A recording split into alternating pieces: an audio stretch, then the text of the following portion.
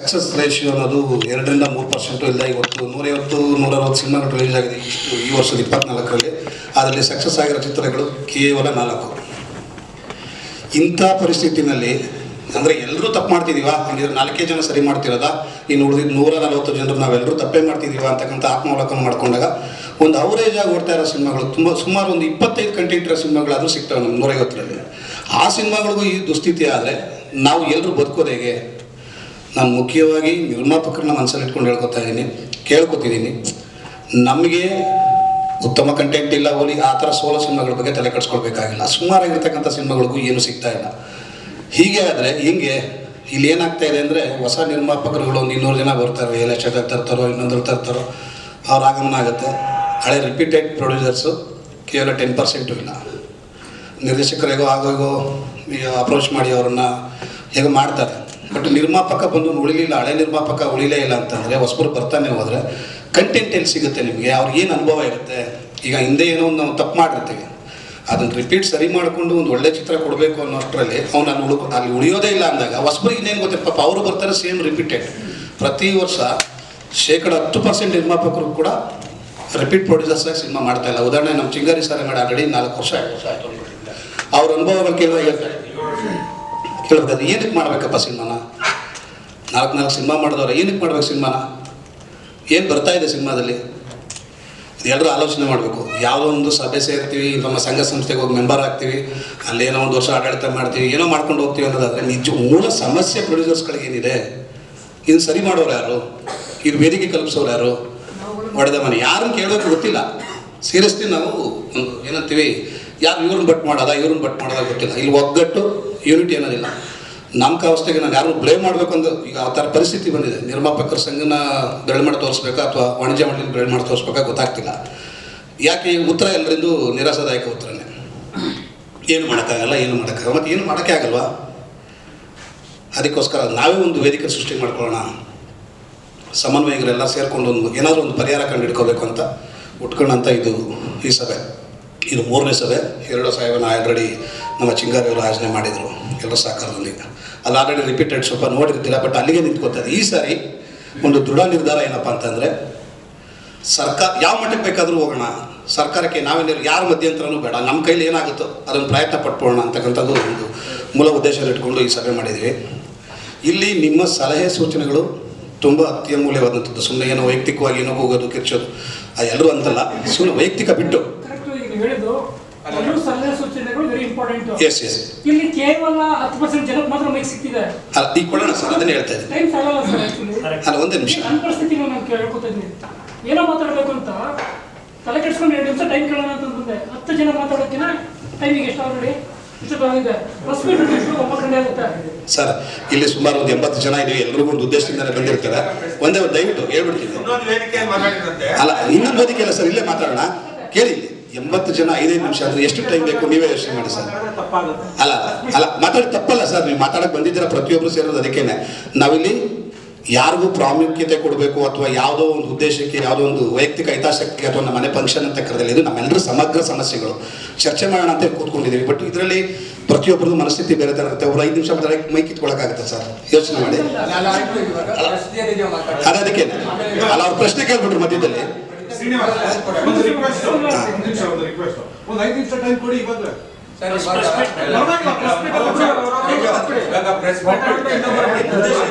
ಸಭೆ ಉದ್ದೇಶ ಹೇಳ್ತಾ ಇದ್ದೀನಿ. ಪ್ರತಿಯೊಬ್ಬರು ಮಾತಾಡಿ ಏನು ಉದ್ದೇಶ, ಈ ಸಭೆ ಉದ್ದೇಶ ಏನು ಅನ್ನೋದೊಂದು ಹೇಳ್ತಾ ಇದ್ದೀನಿ ಸರ್ ಅಷ್ಟೇ. ಅದಕ್ಕೋಸ್ಕರ ಈ ಸಭೆ ಕರೆದಿದ್ವಿ. ದಯವಿಟ್ಟು ನಿರ್ಮಾಪಕರುಗಳಿಗೆ ಹಲವಾರು ಸಮಸ್ಯೆಗಳಿದೆ. ಇಲ್ಲಿ ಬೆರಳಿಕೆಯಷ್ಟು ಮೀಡಿಯಾಗಳಷ್ಟೇ ಬಂದಿದೆ. ನಮಗೆ ಗೊತ್ತಿದೆ, ಎಲ್ಲ ಕಮರ್ಷಿಯಲ್ ಇಲ್ಲದೆ ಯಾವುದೂ ನಡೀತಾ ಇಲ್ಲ. ಎಲ್ಲರೂ ಇದನ್ನು ಆಲ್ರೆಡಿ ಮಾತಾಡಿದ್ವಿ.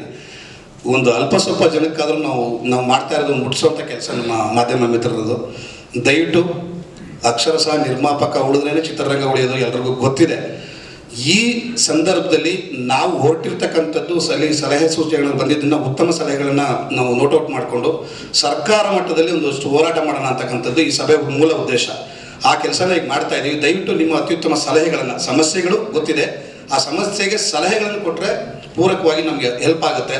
ನಾವು ಒಂದಷ್ಟು ಜನ ತೀರ್ಮಾನ ಮಾಡ್ಕೊಂಡಿದ್ದೀವಿ. ಅದೆಷ್ಟು ಸಕ್ಸಸ್ ಆಗ್ತೀವೋ ಫೇಲ್ಯೂರ್ ಆಗ್ತೀವಿ ಗೊತ್ತಿಲ್ಲ, ಹೊರಟಿದ್ದೀವಿ, ಹೆಜ್ಜೆ ಅಂತೂ ಇಟ್ಟಿದ್ದೀವಿ. ನಮ್ಮ ಜೊತೆ ಯಾರೆಲ್ಲ ನಿಮಗೆ ಇದ್ರ ಬಗ್ಗೆ ಇಂಟ್ರೆಸ್ಟ್ ಇದೆಯೋ ನಮ್ಮ ಜೊತೆಯಾಗಿ ಎಲ್ಲರೂ ಹೋಗಿ ಒಂದು ನಮ್ಮ ಸಮಸ್ಯೆಗಳನ್ನ ಮುಟ್ಟಿಸಿ ಪರಿಹಾರ ಮಾಡ್ಕೊಳ್ಳೋ ನಿಟ್ಟಿನಲ್ಲಿ ಒಂದಷ್ಟು ಹೋರಾಟ ಮಾಡೋಣ, ಅಷ್ಟೇ ನನ್ನ ರಿಕ್ವೆಸ್ಟು. ನಮಸ್ಕಾರ. ನಿನ್ನೆನೊಂದು ಪ್ರೆಸ್ ಮೀಟಲ್ಲಿ ನಾನೇನೋ ಒಂದು ಗೆಸ್ಟ್ ಆಗಿ ನಮ್ಮ ಸ್ನೇಹಿತರ ಸಿನಿಮಾಕ್ಕೆ ಹೋಗಿದ್ದೆ. ಆವಾಗನು ನಾನು ಈ ಇಶ್ಯೂ ಹೇಳಬೇಕಾದ್ರೆ ಇದು ಅಲ್ಲ ವೇದಿಕೆ ಅಂತ ಬಂತು. ಅಂದ್ರೆ ಚಿತ್ರರಂಗ ಅಂತ ಹೇಳಿದ್ರೆ ಕನ್ನಡ ಚಿತ್ರರಂಗ ಎಸ್ಪೆಷಲಿ ಒಂದು ಅದ್ಭುತ, ಅದೊಂದು ಅದರ ಕೇಳುವುದರಲ್ಲಿ ನಾವು ಅದರ ಪಾರ್ಟ್ ಆಗಿರೋದು ನಮ್ಮ ಒಂದು ಲಕ್ಕಿಯೆಸ್ಟ್ ಪಾರ್ಟ್ ಅಂತ ತಿಳ್ಕೊಂಡಿದ್ದೀನಿ. ಹಾಗೆ ಈಗಿನ ಪರಿಸ್ಥಿತಿ ನಾವೇ ಅದನ್ನು ಹೇಳುದು ಅಥವಾ ನಾವು ಅದನ್ನು ICU ಅಲ್ಲಿದೆ ಅಥವಾ ಇದು ಅಬ್ಸಲ್ಯೂಟ್ಲಿ ಕನ್ನಡ ಚಿತ್ರರಂಗ ಕುಸಿದಿದೆ. ಹೌದು, ಎಲ್ಲ ಚಿತ್ರರಂಗದ್ದು ಅಫ್ಕೋರ್ಸ್ ಈವನ್ ಎಲ್ಲ ಬಿಸ್ನೆಸ್ಗಳಲ್ಲೂ ಅಪ್ ಆ್ಯಂಡ್ ಡೌನ್ ಇದ್ದಿದೆ. ಅದು ಸಮ್ ಸೀಸನ್ ವೈಸ್ ಇರ್ಬೋದು. ಈಗ 15-10 ವರ್ಷ ಹಿಂದೆ ನೋಡಿದರೆ ಮಲಯಾಳ ಚಿತ್ರರಂಗದ ಏನಿರಲಿಲ್ಲ ಅಂತ ಹೇಳಿದರೆ ಈಗ ನಾವು ಎಕ್ಸಾಂಪಲ್ ಹೇಳಿದ್ದು ಅಂಥದ್ದಲ್ಲಿ ಈಗ ಒಂದು ಒಗ್ಗಟ್ಟಾಗುವ ಸಮಯ ಬಂದಿದೆ. ಅಂದರೆ ಒಂದಷ್ಟು ಇಶ್ಯೂಗಳು ಇದೆ, ತುಂಬ ಇಶ್ಯೂಗಳಿವೆ. ಸರ್ ಹೇಳಿದಾಗ ಯಾರನ್ನು ನಾವು ಪರ್ಟಿಕ್ಯುಲರ್ ಕೇಳೋದು ಅಥವಾ ಮಾಡೋದು ಅಂತೇಳಿ ಹೇಳೋದಕ್ಕಿಂತ ಹೊರತು ನಮಗೆ ನಾವೇ ಎಲ್ಲರೂ ಸೇರಿಕೊಂಡು ಅಂಥ ಇಶ್ಯೂಗಳು, ಅಂದರೆ ಮೇಯ್ನ್ ಆಗಿ ಕೆಲವು ಥಿಯೇಟ್ರಿಗೆ ಜನ ಬರಲ್ಲ ಅಂತ ಹೇಳಿದ್ರೆ ಈಗ ಕ್ರೌಡ್ ಪುಲ್ಲಿಂಗ್ ಅಂತ ಇರ್ಬೋದು, ಫ್ರೀ ಟಿಕೆಟ್ಸ್ ಕೊಡೋದಿರ್ಬೋದು, ಪೈರಸಿ ಆಗೋದಿರ್ಬೋದು, ಆಮೇಲೆ PVR ಮತ್ತು ಇನಾಕ್ಸ್ ಎಲ್ಲಿ ನಾವು ಡಿಸ್ಟ್ರಿಬ್ಯೂಟರ್ ಕೇಳಿದ್ರು ಅವರು ಸರ್ ಮಲ್ಟಿಪ್ಲೆಕ್ಸ್ಗಳು ಇದು ಎಂತ ಕಾರ್ಪೊರೇಟ್ ಕಂಪನಿ ಸರ್, ಕೇಳಕ್ಕಾಗಲ್ಲ, ಮಾಡೋಕ್ಕಾಗಲ್ಲ, ನಮಗೆ ಸ್ಕ್ರೀನ್ ನಮಗೆ ಶೋ ಕೊಡೋದೇ ದೊಡ್ಡದು ಅಂತ ಹೇಳ್ತಾರೆ ಕನ್ನಡ ಸಿನಿಮಾಕ್ಕೆ. ಇದು ರೀಸೆಂಟ್ ಆಗಿ ನಂಗೆ ಅನುಭವ ಅದು. ಶೋ ಕೊಡೋದೆ ಅಂದ್ರೆ ನಮಗೆ ಹೆಂಗಾಗುತ್ತೆ ಅಂತ ಹೇಳಿದ್ರೆ ಒಬ್ಬ ಪ್ರೊಡ್ಯೂಸರ್ಗೆ ಅಯ್ಯೋ ನಮಗೆ ಶೋ ಸಿಕ್ಕಿದೆ ಒಳ್ಳೇದು ಅಂತ ಆಗ್ಬಿಡುತ್ತೆ. ಸೊ ಇಂಥ ಎಷ್ಟೋ ಇಶ್ಯೂಗಳಿವೆ. ರೇಟಿಂಗ್ ಇಶ್ಯೂ ಇರ್ಬೋದು, ಡಿಸ್ಟ್ರಿಬ್ಯೂಟರ್ ಮೇಲೆ, ಇಂಡಿವಿಜುವಲ್ ಡಿಸ್ಟ್ರಿಬ್ಯೂಟರ್ ಮೇಲೆ ರೇಟ್ ಆಗುತ್ತೆ.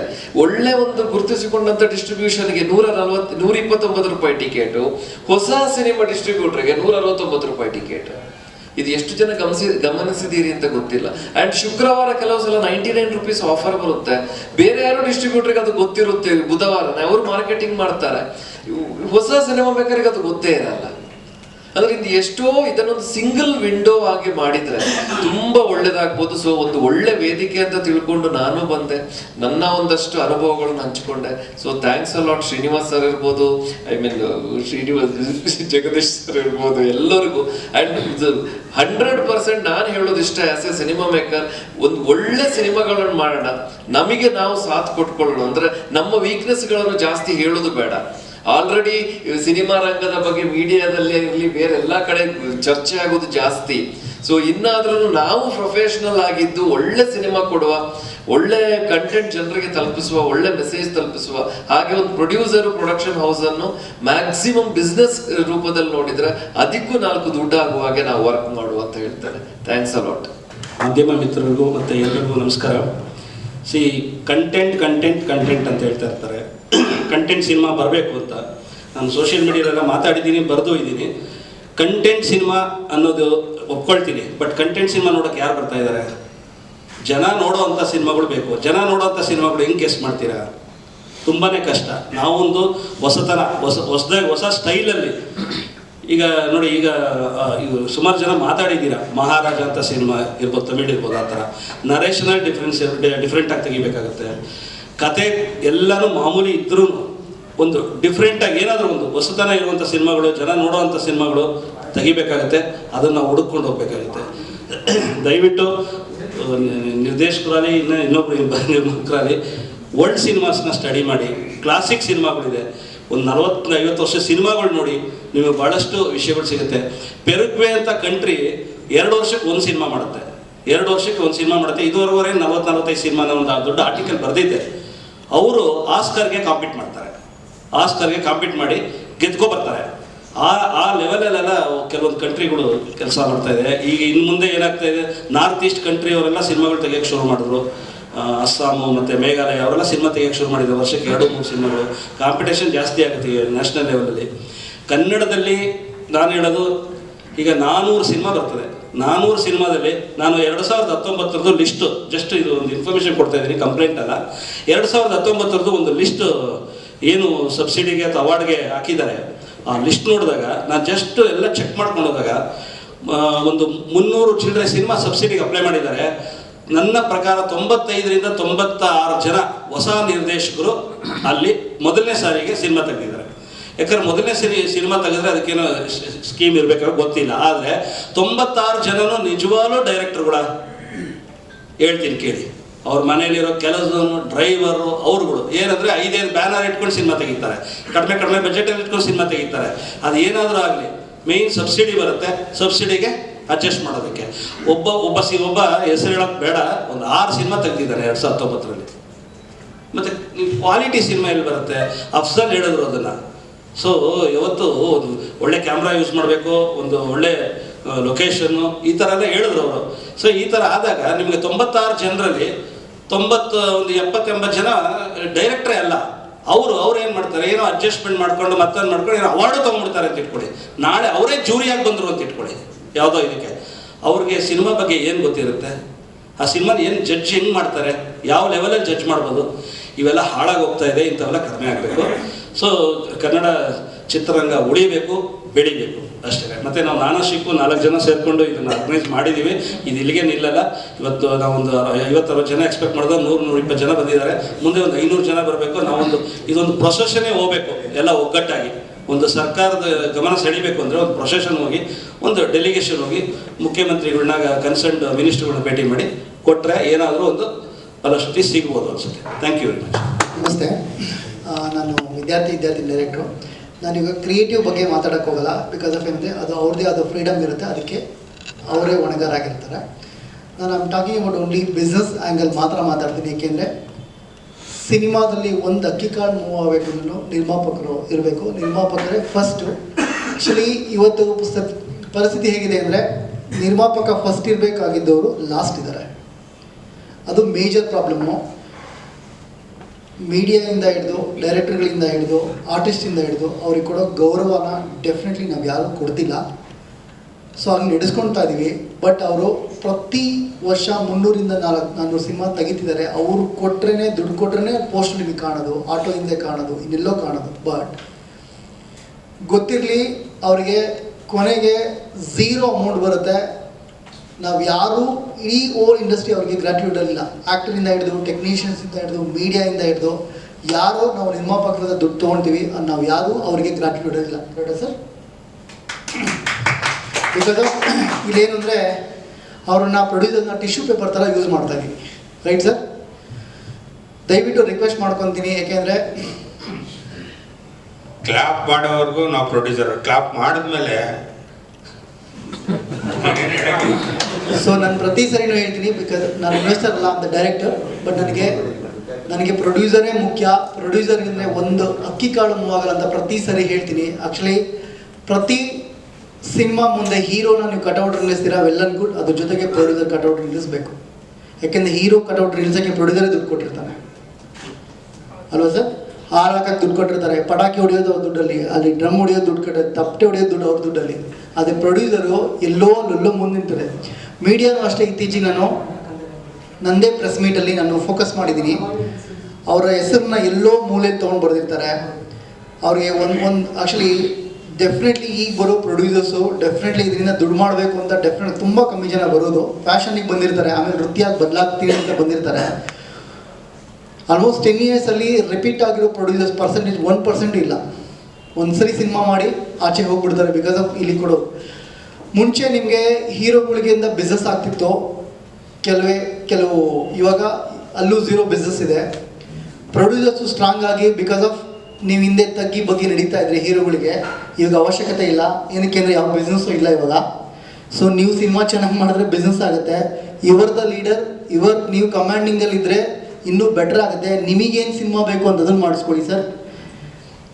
ಏಕೆಂದರೆ ಟಿ ವಿ ಬಿಫೋರ್ ಇಲ್ಲ, ಆಡಿಯೋ ಫ್ರೀ ಇದೆ, ಇನ್ನು ಡಬ್ಬಿಂಗು ನಿಮಗೆ ಗೊತ್ತು.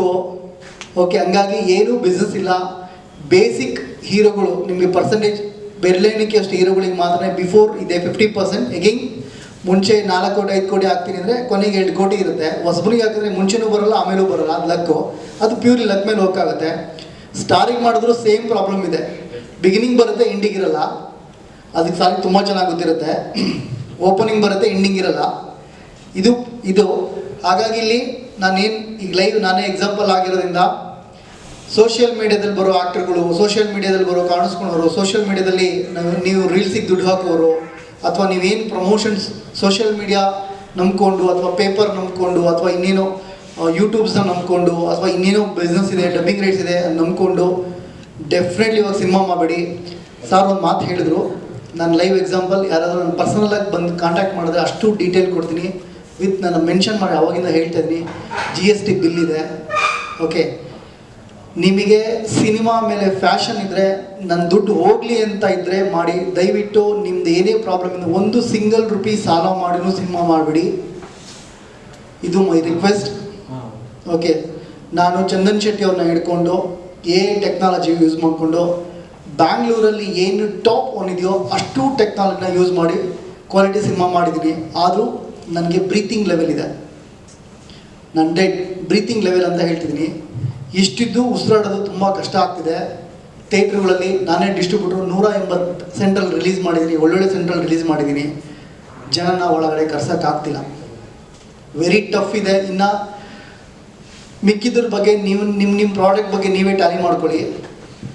ನಂದಲ್ಲ, ಇನ್ನೂ ಹೀರೋಗಳ್ದು ಸಿನಿಮಾ 8ರಿಂದ 9 ಸಿನಿಮಾ ರಿಲೀಸಿಗೆ ರೆಡಿ ಇದೆ, ಬಿಸ್ನೆಸ್ ಆಗಿದೆ, ಸ್ಟಾಪ್ ಆಗಿದೆ. ದೊಡ್ಡ ದೊಡ್ಡ ಹೀರೋಗಳ್ದು 8ರಿಂದ 9 ಸಿನಿಮಾ ಸ್ಟಾಪ್ ಸಿನಿಮಾಗಳಿದೆ, ಬಿಸ್ನೆಸ್ ಆಗಿಲ್ಲ. ಹಾಗಾಗಿ ನಾನಿಲ್ಲಿ ಈ ಎಲ್ಲ ವಿಷಯಗಳನ್ನು ಆ್ಯಸ್ ಎ ಕ್ರಿಯೇಟರ್ ಆಗಿ ಹೇಳ್ತಾ ಇಲ್ಲ, ಡೈರೆಕ್ಟರ್ ಆಗಿ ಹೇಳ್ತಿಲ್ಲ. ಡೈರೆಕ್ಟರ್ನ ಕಿಲ್ ಮಾಡ್ಕೊಳೋದಕ್ಕೆ ನಾನು ಟ್ರೈ ಮಾಡ್ತಾ ಇದ್ದೀನಿ. ನೋವಾಗುತ್ತೆ ನನಗೆ. 15 ವರ್ಷ ಕಷ್ಟಪಟ್ಟಿದ್ದೀನಿ. ಬಿಕಾಸ್ ಕಣ್ಣೀರು ಬರುತ್ತೆ ನನಗೆ ಮಾತಾಡಿದ್ರೆ. ಅದಕ್ಕೆ ನಾನು ಸಿನಿಮಾ ಮಾಡಲ್ಲ ಅಂತ ಹೇಳಿದ್ದು.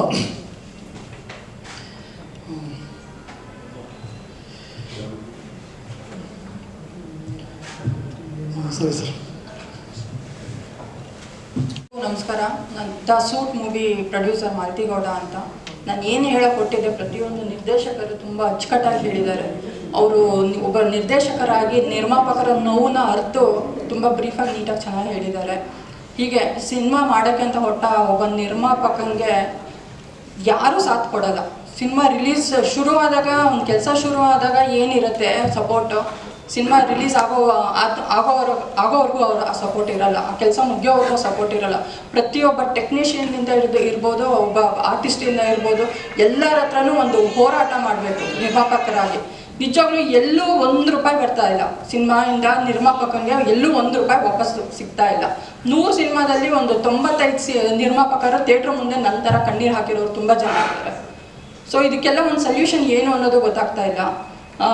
ಹಾಗೆ ನನಗಿರೋದು ಒಂದು ಡೌಟ್ ಅಂದರೆ, ವಾಣಿಜ್ಯ ಮಂಡಳಿಯಲ್ಲಿ ಒಂದು 1 ಲಕ್ಷ ದುಡ್ಡು ಕಟ್ಟಿಸ್ಕೊತಾರೆ. ಬಟ್ ಅವರಿಂದ ಅದೇ ನಿರ್ಮಾಪಕಂಗೆ ಏನು ಮತ್ತೆ ವಾಪಸ್ ಏನು ಬೆನಿಫಿಟ್ ಸಿಗ್ತಾ ಇದೆ ಅನ್ನೋದು ಗೊತ್ತಾಗ್ತಾ ಇಲ್ಲ. ಅಟ್ಲೀಸ್ಟ್ ಅವ್ರು ಒಂದ್ಸಲಿ ಸಿನಿಮಾ ರಿಲೀಸ್ ಆದಮೇಲೆ ಆದರೂ ಕರೆಸಿ, ನಿಮಗೆ ಯಾರಿಂದನಾದ್ರು ತೊಂದರೆ ಆಯಿತಾ, ಆರ್ಟಿಸ್ಟಿಂದ ತೊಂದರೆ ಆಯಿತಾ, ಡಿಸ್ಟ್ರಿಬ್ಯೂಟ್ರಿಂದ ತೊಂದರೆ ಆಯಿತಾ, ಥಿಯೇಟ್ರ್ ಅವರಿಂದ ತೊಂದರೆ ಆಯಿತಾ ಅಂತ ಒಂದು ಮಾತನ್ನ ಕೇಳಬೇಕು. ನಿರ್ಮಾಪಕನ ನೋವನ್ನ ಕೇಳಬೇಕು.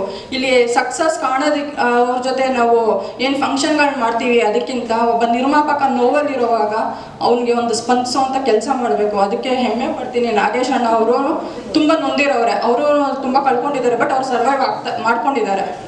ಸೊ ಅವರಿಂದ ನಿರ್ಮಾಪಕರು ಬೆನ್ನಿಗೆ ನಿಂತಿದ್ದಾರೆ ಅಂದರೆ ನಾವೆಲ್ಲರೂ ಒಗ್ಗೂಟಿ ಅವ್ರಿಗೆ ಸಪೋರ್ಟ್ ಮಾಡಬೇಕು. ಆ್ಯಕ್ಚುಲಿ ಈ ಥರ ತುಂಬ ಸಮಸ್ಯೆಗಳನ್ನ ಫೇಸ್ ಮಾಡ್ತಾ ಇದ್ದೀವಿ ಸಿನಿಮಾ ಕನ್ನಡ ಇಂಡಸ್ಟ್ರಿಯಲ್ಲಿ. ನಾವೆಲ್ಲರೂ ಒಗ್ಗೂಡೋಣ.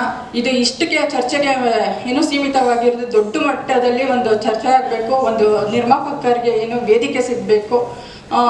ಸಿನಿಮಾ ಮುಗಿದ ಮೇಲೆ ಆ ನಿರ್ಮಾಪಕ ಅಲ್ಲಿ ಏನಾರು ಇವಾಗ ಸೂಸೈಡ್ ಮಾಡ್ಕೊಂಡು ಅದು ಸಾಲ ಕಟ್ಟಕ್ಕಾಗ್ದಿರ ಒದ್ದಾಡ್ತಾ ಇರ್ತಾರೆ.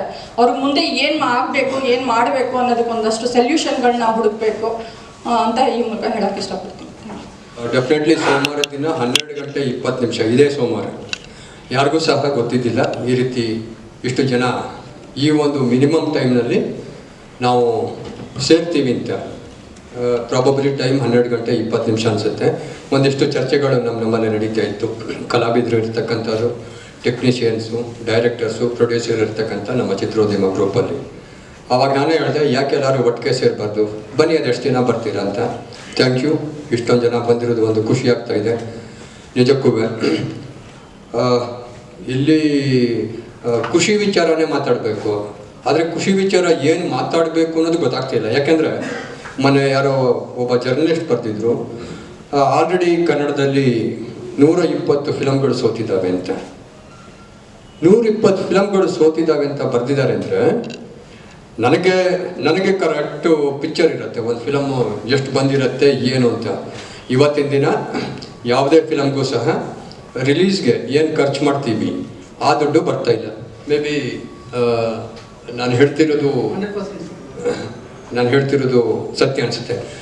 ನಾನೊಂದು ಆರ್ಟಿಕಲ್ ಬರ್ತಿದ್ದೆ, 1 ಲಕ್ಷ ರೂಪಾಯಿ ರಿಟರ್ನ್ ಬರ್ತಾ ಇದ್ದಂತೆ. ಅದಕ್ಕೆ ಒಂದಿಷ್ಟು ಜನ ಪ್ರಶ್ನೆ ಮಾಡಿದರು. ನಾನು ಕ್ಲಿಯರಾಗಿ ಅವರಿಗೆ ಎಕ್ಸ್ಪ್ಲೇನ್ ಮಾಡಿದೆ ಏನಕ್ಕೆ ಬರ್ತಾ ಇಲ್ಲ ಅಂತ. ಅಲ್ಲ, ಬಂಡವಾಳ ಎಲ್ಲೋಯಿತು, ಹಾಕಿದ ಬಂಡವಾಳ. ಇಲ್ಲಿ ಏನಾಗಬೇಕು ಅಂದರೆ ಫಸ್ಟು ನಿರ್ಮಾಪಕರುಗಳು ಎಜುಕೇಟೆಡ್ ಆಗಬೇಕು.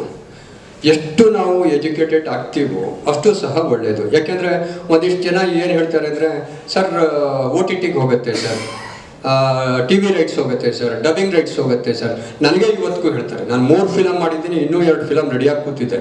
ನನಗೆ ಬಂದ್ಬಿಟ್ಟು ಹೇಳ್ತಾರೆ, ಅಪ್ಪ ಎಲ್ಲಿಗೆ ಹೋಗುತ್ತೋ ಸರ್? TVಗೆ ಪಪ್ಪ ಅವ್ರ ನಂಬರ್ ಕಾನ್ಫರೆನ್ಸ್ ಕಾಲಲ್ಲಿ ಮಾತಾಡಿಸ್ತೀನಿ. OTT ಯಾವ OTT ಬೇಕು? ನನ್ನ ಹತ್ರ ಎಲ್ಲರ ನಂಬರು ಇದೆ. ಅಮೆಜಾನ್ ಬೇಕಾ? ಅಮೆಜಾನ್ದು ಇಡೀ ಹಿಸ್ಟ್ರಿನೇ ನನ್ನ ಹತ್ರ ಇದೆ, ಎಲ್ಲರದು ಮೇಲ್ ID ಗಳು, ಮೊಬೈಲ್ ನಂಬರು. ಹೋಗಲ್ಲ. ಯಾಕೆಂದರೆ ಅವರದ್ದು ಏನೋ ಒಂದು ಎಕ್ಸ್ಪೆಕ್ಟೇಷನ್ ಇರುತ್ತೆ, ಆ ಎಕ್ಸ್ಪೆಕ್ಟೇಷನ್ ಎಲ್ಲ ರೀಚ್ ಆಗಿದ್ರೆ ಹೋಗುತ್ತೆ. ಮೇ ಬಿ ಕನ್ನಡದಲ್ಲಿ ಈ ವರ್ಷ 4-5 ಫಿಲಮ್ ಹೋಗಿರ್ಬೋದು. ಆಲ್ರೆಡಿ ನಾವು 7 ತಿಂಗಳು ಮುಗಿಸಿದ್ದೀವಿ. 120 ಫಿಲಮ್ ಹತ್ರ ಬಿಡುಗಡೆ ಆಗಿ, ಒಂದು 5 ಫಿಲಮ್ಮು ಸ್ಯಾಟಲೈಟ್ ಆಗಿದೆ, ಒಂದು 5 OTTಗೆ ಆಗಿದೆ. ಡಬ್ಬಿಂಗು ಇವತ್ತು ಎಂತೆಂಥ ಅದ್ಭುತ ಫಿಲಮ್ಗಳು. ಈ ವರ್ಷ ಹಿಟ್ಟಾದಂಥ ಒಂದು ಅದ್ಭುತ ಫಿಲಮನ್ನು ನಾನೇ ಮಾತಾಡಿಸಿದೆ. ಅಷ್ಟು ತುಂಬ ಚೆನ್ನಾಗಿತ್ತಲ್ಲ ಫಿಲಮ್ ಅಂತ. ಹಿಂದಿ ರೈಟ್ಸ್, ಇವಾಗ ಹಿಂದಿ ರೈಟ್ಸ್ ಅಂದರೆ ಹಿಂದಿ ರೈಟ್ಸ್ ಆಗಿಲ್ಲ, ಹಿಂದಿ ರೈಟ್ಸ್ ಹೋಗಿ ವರ್ಲ್ಡ್ ರೈಟ್ಸ್ ಆಗಿದೆ. ಎಲ್ಲದೂ ಸೇರಿಸೇ ತೊಗೊಳೋದವ್ರು. ನಿಮಗೆ ಬಿಡೋದು ಬರೀ ಸೌತ್ ಇಂಡಿಯನ್ ರೈಟ್ಸ್ ಮಾತ್ರ. 8.5 ಲಕ್ಷ ಕೇಳಿದ್ರು. ನಾನು ಹೇಳಿದೆ, ಕೊಡಬೇಡಿ ಸರ್, ನೀವು ಬೇಕಾದ್ರೆ ಯೂಟ್ಯೂಬ್ನಲ್ಲಿ ಬಿಡಿ, ನಿಮ್ಗೆ 8.5 ಲಕ್ಷ ಬರುತ್ತೆ ಅಂತ. ಆಮೇಲೆ ಅವ್ರ ಲೆಕ್ಕಲ್ಲಿ ಬೇರೆ ಬೇರೆ ರೀತಿಯಿಂದಾಗಿ ಇವತ್ತಿನ ದಿನ ಒಂದು ಒಳ್ಳೆ ದುಡ್ಡಿಗೆ ಹೋಗಿದೆ. ನಂತರ ಇನ್ನೊಂದು ಮೇಜರ್ ವಿಚಾರ ಏನಪ್ಪ ಅಂದರೆ, ನಾನು ಒಬ್ಬ ಪ್ರೊಡ್ಯೂಸರ್ ಆಗಿ ನನಗನ್ನಿಸ್ತಿರೋದು, ಸೌತ್ ಇಂಡಿಯಾದಲ್ಲಿ ತಮಿಳ್ನಾಡು ಅಲ್ಲೇ ಇದೆ, ತಮಿಳ್ನಾಡು ಇರ್ಬೋದು, ಆಂಧ್ರ ಇರ್ಬೋದು, ಕೇರಳ ಇರ್ಬೋದು. ನಾವೊಂದು ಅಪ್ಲೋಡ್ ಮಾಡೋಕ್ಕೆ ಇಲ್ಲಿಂದ ನಾವು ಚೆನ್ನೈಗೆ ಹೋಗಬೇಕು ರೀ. ಒಬ್ಬ ನಿರ್ಮಾಪಕ ಅಪ್ಲೋಡ್ ಮಾಡಬೇಕು ಅಂದರೆ ಅವರು ಕ್ಯಾಮ್ರಾಮ್ಯಾನು, ಇನ್ನೊಬ್ಬರು ಮತ್ತೊಬ್ಬರು ಎಲ್ಲ ಹೋಗಿ ಕಾರ್ ಹಾಕೊಂಡು ಇದಿಟ್ಕೊಂಡು ಹೋಗೋಕ್ಕೆ 1 ಲಕ್ಷ ರೂಪಾಯಿ ಖರ್ಚಾಗುತ್ತೆ. ಅಲ್ಲಿ 3 ದಿನ ರೂಮ್ ಹಾಕಿ ಕೂತಿರ್ಬೇಕು. ಅದನ್ನು ನಮಗೆ ನಮ್ಮ ಬೆಂಗಳೂರಿಗೆ ನಮಗೆ ತರ್ಸೋಕ್ಕಿನ್ನೂ ಆಗಿಲ್ವಲ್ಲ. 1 ಲಕ್ಷ ಇಂಟು 300 ಫಿಲಮು ಎಷ್ಟಾಯ್ತು ಅಲ್ಲಿಗೆ? ಯಾರು ಕೊಡ್ತಾರೆ ದುಡ್ಡನ್ನು? ಟೋಟಲ್ ಆಗಿ ಬೆಸ್ಟ್ ಅಲ್ವಾ? ಇಲ್ಲಿತ್ತು ಅಂದರೆ ನೀವು ಗಾಂಧಿನಗರದಲ್ಲೇ ಎಲ್ಲ ಒಂದು ಆಫೀಸ್ ಇತ್ತು ಅಂದರೆ ಬರೀ ನೀವು 3 ಸರಿ ಓಲಾ ಮಾಡ್ಕೊಂಡೋದ್ರೆ 800 × 3 2400 ರೂಪಾಯಿ ಖರ್ಚಾಗಿರಲ್ಲ. ಇಷ್ಟು ಸಮಸ್ಯೆಗಳಿದೆ. ಈ ಸಮಸ್ಯೆಗಳು ಯಾಕೆ ನಮ್ಮವ್ರಿಗೆ ಕೆಲವರಿಗೆ ಗೊತ್ತಾಗ್ತಾ ಇಲ್ಲ? ನಾವು ಸಹ ಇದೇನು ಫಸ್ಟ್ ಟೈಮ್ ಅಲ್ಲ ಮಾತಾಡ್ತಿರೋದು. ಮಾತಾಡಿ ಎಲ್ಲ ವಿಚಾರವನ್ನು ಸಹ ನಾವು ನಮ್ಮ ವಾಣಿಜ್ಯ ಮಂಡಳಿಗೂ ಕೊಟ್ಟಿದ್ದೀವಿ, ಅಲ್ಲೂ ಹೋಗಿ ಕೂತಿದ್ದೀವಿ. ಏನಾದರೂ ಒಂದಿಷ್ಟು ಪರಿಹಾರ ಕೊಡಿ ನಿರ್ಮಾಪಕರಿಗೆ, ಆ್ಯಕ್ಟಿವ್ ಪ್ರೊಡ್ಯೂಸರ್ಗಳಿಗೆ. ಇವತ್ತಿನ ದಿನ ನಾವು ಇನ್ನೂ ಫಿಲಮ್ ಮಾಡ್ತಾ ಇದ್ದೀವಿ, ಮಾಡಬೇಕು, ಇದು ಮುಂದುವರಿಬೇಕು, ಮುಗ್ದೋಗಲ್ಲ. ಇವಾಗ ಏನೆಲ್ಲ ಇಷ್ಟು 120 ಫಿಲಮ್ ಸೋತೋಗಿದೆ ಅಂತ 2025ರಿಂದ ಎಲ್ಲ ಬಂದಾಗತ್ತಾ? ಆಗಲ್ಲ. ಫಿಲಮ್ಗಳು ಹೆಚ್ಚಾಗಬೇಕು. ಹಾಗೆ ನಮಗೆ ಸಪೋರ್ಟಿವ್ ಆಗಿ ಎಲ್ಲರೂ ಇರಬೇಕು. ಸಪೋರ್ಟ್ ಇಲ್ಲಾಂದರೆ ಏನಾಗುತ್ತೆ? ಇವತ್ತಿನ ದಿನ ಕನ್ನಡದಲ್ಲಿ ಸ್ಟಾರ್ ಡೈರೆಕ್ಟರ್ಸ್ಗಳು ತಮಿಳಿಗೆ ಹೋಗಿದ್ದಾರೆ, ಹಿಂದಿಗೆ ಹೋಗಿದ್ದಾರೆ, ತೆಲುಗುಗೆ ಹೋಗ್ತಾ ಇದ್ದಾರೆ, ಮಲಯಾಳಂಗೆ ಹೋಗ್ತಾ ಇದ್ದಾರೆ. ಸ್ಟಾರ್ ಡೈರೆಕ್ಟರ್ಸ್ಗಳು ಯಾಕಿಲ್ಲ? ಅವ್ರು ನಿಲ್ತಾ ಇಲ್ಲ. ಇವನ್ನೆಲ್ಲ ಪ್ರಶ್ನೆ ನಮ್ಮಲ್ಲಿ ನಾವೇ ಮಾಡ್ಕೊಳ್ಬೇಕಲ್ವಾ? ಒಂದು ಪೈರಸಿ ಇವತ್ತಿನ ದಿನ, ಇವಾಗ ಆಲ್ರೆಡಿ ಎಲ್ಲರೂ ಮಾತಾಡ್ಬಿಟ್ರು. ಈ ಕಡೆ ಫಿಲಮ್ ಇನ್ನೂ ರಿಲೀಸ್ ಆಗಿರುತ್ತೆ, ಮಧ್ಯಾಹ್ನಕ್ಕೆ 2.5 ಲಕ್ಷ ರೂಪಾಯಿ ಕೊಡಿ ಅಂತ ಕೇಳ್ತಾರೆ ನಮ್ಮನ್ನ. ಒಂದೊಂದು ಫಿಲಮ್ಗೆ 2.5 ಲಕ್ಷ ರೂಪಾಯಿ ಇದ್ರೆ ಆ ಪ್ರೊಡ್ಯೂಸರ್ ಏನು ಮಾಡ್ಬೇಕು? ಅವನು ಫಿಲಮ್ ಬಿಡುಗಡೆ ಮಾಡಿರುವಾಗ ಒಂದಿಷ್ಟು ಜನರ ಹತ್ರ ಮಾತಾಡಿ ಅದನ್ನು ಪುಷ್ ಮಾಡ್ಬೇಕು ಅವನ ಫಿಲಮನ್ನು, ಅಥವಾ ಈ ಪೈರಸಿಗೆ ತೊಗೊಂಡೋಗಿ ದುಡ್ಡು ಹಾಕ್ತಾ ಕೂತ್ಕಿರ್ಬೇಕು ಟೆಲಿಗ್ರಾಮ್ಗೆ. ಇಲ್ಲೇ ಲೈವಲ್ಲಿ ಇದೆ ಆಂಟಿ ಪೈರಸಿ ಟೀಮು. ಇವತ್ತು ಬೆಳಗ್ಗೆಯಿಂದ ತೆಗೆದಿರೋ ಲಿಂಕು ಸರ್, ಇವತ್ತು ಬೆಳಗ್ಗೆಯಿಂದ ಆಗಿರೋದು. ಹಾಗೇನೆ ನೋಡಿ, ಈ ಸಬ್ಸಿಡಿ ಅನ್ನೋದು ಒಂದು ಇರಬೇಕೋ ಇಲ್ವೋ ಅಂತ ನನಗೆ ಗೊತ್ತಿಲ್ಲ. ನನ್ನ ಪ್ರಕಾರ ನಾನು ಹೇಳ್ತೀನಿ, ಸಬ್ಸಿಡಿ ಸ್ಟಾಪ್ ಮಾಡಿಬಿಟ್ರೆ ಇಂಡಸ್ಟ್ರಿ ತುಂಬ ಉದ್ಧಾರ ಆಗುತ್ತೆ ಅಂತ. ಈ ಸಬ್ಸಿಡಿ ಅಂತ ಇದೆ ಅಂದ್ಬಿಟ್ಟು ಒಂದಿಷ್ಟು ಫಿಲಮ್ಗಳಾಗತ್ತೆ. ಆಲ್ರೆಡಿ ಅವರು ಮಾತಾಡಿದ್ರು. ಇವಾಗ ಸಬ್ಸಿಡಿನೇ ಕೊಟ್ಟಿಲ್ಲಪ್ಪ. 2019ರಿಂದ 2024 ಸಬ್ಸಿಡಿ ಬರುತ್ತೆ ಸರ್, ಸಬ್ಸಿಡಿ ಬರುತ್ತೆ ಅಂತ ಯಾರೂ ಸಹ ಯಾವುದೇ ಡೈರೆಕ್ಟ್ರು ಹೇಳಬೇಡಿ, ಹಾಗೆ ಯಾವುದೇ ಪ್ರೊಡ್ಯೂಸರು ಸಹ ಅದನ್ನು ನಂಬೇಡಿ. ಆ ಸಬ್ಸಿಡಿ ಹಣ ಏನಾಗಿರುತ್ತೆ ಅಂದರೆ ನಿಮಗೆ ಅವರದ್ದು 8 ಲಕ್ಷನೋ 10 ಲಕ್ಷನೋ ಬರುತ್ತಲ್ಲ, ಕರೆಕ್ಟಾಗಿ ಗೊತ್ತಿಲ್ಲದೆ ಇರೋ ಒಬ್ಬ ಪ್ರೊಡ್ಯೂಸರ್ಗೆ 2-3 ಥಿಯೇಟ್ರ್ ಬಾಡಿಗೆ ಕೊಟ್ಬಿಟ್ಟಿರ್ತಾನೆ ರಿಲೀಸ್ ಮಾಡುವಾಗ. ಅಷ್ಟೇನೆ, ಒಂದೊಂದು ಥಿಯೇಟ್ರಿಗೆ 4 ಲಕ್ಷ 4 ಲಕ್ಷ 5 ಲಕ್ಷ ಅಂತ ತೊಗೊಂಡ್ರೆ ನಾವು ದುಡ್ಡಲ್ಲಿ ಖರ್ಚು ಮಾಡೋದು ಈಸಿ, ದುಡ್ಡು ತೊಗೊಳೋದು ಕಷ್ಟ ಇದೆ. ಅಂದರೆ ತಿಳುವಳಿಕೆಯಿಂದ ಇಲ್ಲಿ ಕೆಲಸ ಮಾಡಬೇಕು. ಹಾಗೆ ನನ್ನ ಕೊನೆ ಪಾಯಿಂಟ್ ಹೇಳ್ತೀನಿ. ಇವತ್ತಿನ ಇರ್ತಕ್ಕಂಥ ಒಂದು ಪರಿಸ್ಥಿತಿನಲ್ಲಿ ಎಲ್ಲರಿಗೂ ಗೊತ್ತಿದೆ ಅಲ್ವಾ, ಕಲಾವಿದರಿಗೆ ಗೊತ್ತಿದೆ, ಟೆಕ್ನಿಷಿಯನ್ಸ್ ಗೊತ್ತಿದೆ, ಇಂಡಸ್ಟ್ರಿನಲ್ಲಿ ಫುಲ್ ಎಲ್ಲರಿಗೂ ಗೊತ್ತಿದೆ ಏನಾಗ್ತಾ ಇದೆ ಬಿಸ್ನೆಸ್ ಅನ್ನೋದು. ಬಿಸ್ನೆಸ್ಸೇ ಆಗ್ತಾ ಇಲ್ಲ ಅನ್ನುವಾಗ ನಮಗೆ ಎಷ್ಟೋ ಜನ ಹೇಳ್ತಾರೆ, ಸರ್ ನನಗೆ ಒಂದು ದಿನಕ್ಕೆ 1.25 ಲಕ್ಷ ರೂಪಾಯಿ ಬೇಕು ಅಂತಾರೆ. ಆ ಫಿಲಮ್ನಿಂದ 1.25 ಲಕ್ಷ ರೂಪಾಯಿ ಒಬ್ಬ ಆರ್ಟಿಸ್ಟಿಗೆ ಕೊಟ್ಟಿದ್ದಿಂದ ಬರ್ತಿಲ್ಲ ಒಂದಿನದ್ದು. ಮ್ಯಾಕ್ಸಿಮಮ್ ನಂದು ಒಂದು ಪಾಯಿಂಟ್ ಇರೋದು ಏನಂದ್ರೆ, ಆರ್ಟಿಸ್ಟ್ ಬಿಡಿ, ಹೀರೋಗಳು ಬಿಟ್ಟು ಮಾತಾಡ್ತೀನಿ ನಾನು. ಏನು ಸಪೋರ್ಟಿಂಗ್ ಆರ್ಟಿಸ್ಟ್ಗಳು ಅಂತ ಇದ್ದಾರಲ್ವಾ, ಹೀರೋ ಬೇಕಾದ್ರೆ ಫ್ರೀ ಆಗೋ ಮಾಡೋರು ಇದ್ದಾರೆ, ಇನ್ನೊಂದಿದೆ ಪಾಪ ಅವ್ರು. ಕೆಲವು ಹೀರೋಗಳು ತಗೊಳ್ಳೋ ದುಡ್ಡೇ ಕಡಿಮೆ, ನನಗೆ ಗೊತ್ತಿದೆ. ಸರ್ ನಿಮ್ಮ ಬ್ಯಾನರ್ನಲ್ಲಿ ಫಿಲಮ್ ಮಾಡಿದ್ರೆ ಸಾಕು ಅಂತ ಬರ್ತಾರೆ, ನನ್ನ ಹತ್ರ ಬಂದಿದ್ದಾರೆ, ಇಲ್ಲ ಅಂತ ಹೇಳಲ್ಲ ನಾನು. ನೀವು ಏನು ದುಡ್ಡು ಕೊಡಬೇಡಿ ಖರ್ಚಿಗೆ ಅಂತ. ಸಪೋರ್ಟಿಂಗ್ ಆರ್ಟಿಸ್ಟ್ಗಳು ಅಂತ ಬಂದಾಗ ಏನೋ ಫಿಲಮ್ನಲ್ಲಿ ಸ್ವಲ್ಪ ಕಾಣಲಿ, ತುಂಬಾ ದೊಡ್ಡ ಹೆಸರಿದೆ ಅಂದಾಗ 1.25 ಲಕ್ಷ ರೂಪಾಯಿ ಕಡಿಮೆ ಬರಲ್ಲ ಅಂತ ಹೇಳ್ತಾರೆ. 75,000 ಅಂತಾರೆ. ಕ್ಯಾರವಾನ್ ಬೇಕು ಅಂತಾರೆ, ಕೊಡೋಣ, ಕ್ಯಾರವಾನ್ ಕೊಡಬೇಕಾಗತ್ತೆ, ಯಾಕೆಂದ್ರೆ ಟ್ಯಾಗ್ ಏನಾಗುತ್ತೆ ಫೇಸು ಅನ್ನೋದಕ್ಕೆ ತೊಂದರೆ ಇಲ್ಲ. ಆದರೆ ಇಷ್ಟು ಪೇಮೆಂಟನ್ನು ಅವ್ರು ಕೇಳ್ತಾ ಇರುವಾಗ ಅವರಿಂದ ರಿಟರ್ನ್ ನನಗೇನು ಬರ್ತಾ ಇದೆ ಅಂತ ನಾನು ಯೋಚನೆ ಮಾಡಬೇಕಲ್ವಾ, ಮಾಡಬೇಕೋ ಇಲ್ವೋ? ಹಾಗಾಗಿ ಯಾವುದೇ ಸಪೋರ್ಟಿಂಗ್ ಆರ್ಟಿಸ್ಟ್ಗಾದ್ರೆ ನಾವು ಒಂದು ಕೇಳೋಣ ಇನ್ಮೇಲೆ. ಅವ್ರು ಬರಲಿಲ್ಲ ಆದರೂ ಏನೂ ಆಗಲ್ಲ, ಅವ್ರು ಬರಲಿಲ್ಲ ಆದರೂ ಅಷ್ಟೇನೆ ಆಗೋದು ಇವತ್ತಿನ ದಿನ. ಒಂದು 2-3 ಜನ ಸಪೋರ್ಟಿಂಗ್ ಆರ್ಟಿಸ್ಟ್ಗೆ ಒಂದು OTT-ನಲ್ಲಿ ವ್ಯಾಲ್ಯೂ ಇದೆ, ಸ್ಯಾಟಲೈಟ್ನಲ್ಲಿ ವ್ಯಾಲ್ಯೂ ಇದೆ ಅನ್ನೋದು ಬಿಟ್ಟರೆ ಬೇರೆ ಯಾರಿಗೂ ಏನೂ ಇಲ್ಲ. ಅವರು ಒಳ್ಳೆ ಕಲಾವಿದರು, ಅದ್ರ ಬಗ್ಗೆ ನಾನು ಮಾತಾಡ್ತಿಲ್ಲ. ನಾನು ಕೊಡೋಕ್ಕಾಗೋದು ನಿಮಗೆ ಮ್ಯಾಕ್ಸಿಮಮ್ ಒಳ್ಳೆ ಸಪೋರ್ಟಿಂಗ್ ಆರ್ಟಿಸ್ಟ್ಗೆ 25,000. ಅವ್ರು 1.5 ಲಕ್ಷ ಕೇಳಿ 2 ಲಕ್ಷ ಕೇಳಿ, ಇದಕ್ಕೆ ಬಂದು ನಿರ್ಮಾಪಕರು ನಿಂತ್ಕೊಳ್ಳಿ. ಅವ್ರೇನೋ ಕೇಳ್ತಾರೆ, ಇದು ಮಾಡ್ತಾರೆ ಅಂತ ಮಾಡಕ್ಕೆ ಹೋಗ್ಬೇಡಿ. ಹೀಗೆ ಇಲ್ಲಿ ಸಮಸ್ಯೆಗಳು ಹೆಚ್ಚಾಗಿರೋದ್ರಿಂದ ಸಮಸ್ಯೆಗಳ ಬಗ್ಗೆನೇ ನಾವು ಮಾತಾಡ್ತಾ ಇರ್ಬೇಕಾಗತ್ತೆ. ಆದ್ರೂ ಬೇಡ, ಇಷ್ಟಕ್ಕೆ ನಿಲ್ಲಿಸೋಣ. ಥ್ಯಾಂಕ್ ಯು ಎಲ್ಲರೂ ಬಂದಿದ್ದಕ್ಕೆ. ಸೊ ಮುಂದಿನ ದಿನದಲ್ಲಿ ಈ ರೀತಿಯ ಸಭೆಗಳನ್ನು ಹೆಚ್ಚೆಚ್ಚು ಸೇರ್ತಾ ಇರ್ತೀವಿ. ಒಂದಿಷ್ಟು ವಿಚಾರವನ್ನು ಸರ್ಕಾರದ ಮಟ್ಟಕ್ಕೂ ಸಹ ಮುಟ್ಟಿಸ್ತೀವಿ. ಇವತ್ತು ಸಹ ಸರ್ಕಾರದ ಮಟ್ಟಕ್ಕೆ ಮುಟ್ಟಿಸೋಕ್ಕೆ ಒಂದು 10 ಪಾಯಿಂಟನ್ನು ಇಲ್ಲಿ ಎಲ್ಲರ ಎದುರಿಗೂ ಸಹ ನಾವು ಇದು ಮಾಡಿದ್ವಿ. ಇದನ್ನು ಪ್ರಶ್ನೆವರೆಗೂ ಸಹ ಕೊಡ್ತೀವಿ. ನಮಸ್ಕಾರ.